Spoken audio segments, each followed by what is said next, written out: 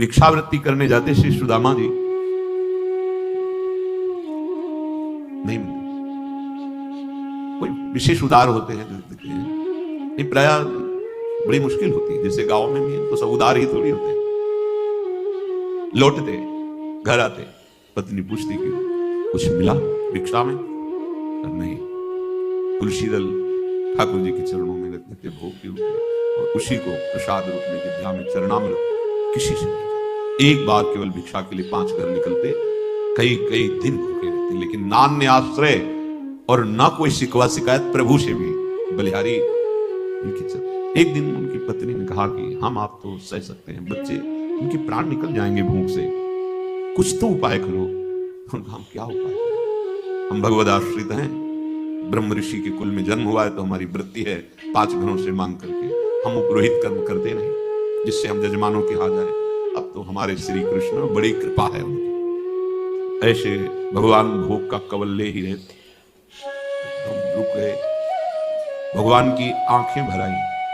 रुक्मिणी जी बहुत प्रेमी है प्रभु की दृष्टि से, ऐसी दशा तो किसी भक्त के दुख पे होती है।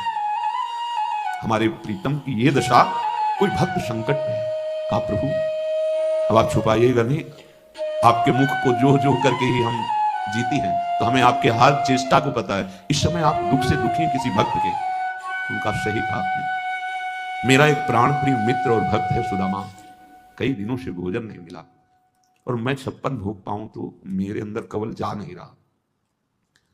तो उनका प्रभु आप इतनी बात, आप हमारे स्वरूप को जानते हैं कि मैं महालक्ष्मी का स्वरूप हूं, आप इशारा कर दीजिए तो त्रिभुवन की राजलक्ष्मी नई सृष्टि कर दूं। आप दुखी क्यों हो रहे हैं? बोले बस समस्या तो यही है कि वो कुछ चाहता नहीं, चाह कर ले तब ना, वो चाहता नहीं, कैसे दे दूं ये माया, कैसे दे दूं जब चाह नहीं कर रहा? बोले पैदा करो जाके चाह। रुक्मिणी जी ने कहा हम आपको ऐसे नहीं देख सकती, आप जाओ। और तो बोले मेरी सामर्थ्य नहीं कि सुदामा के हृदय में चाह पैदा कर दे।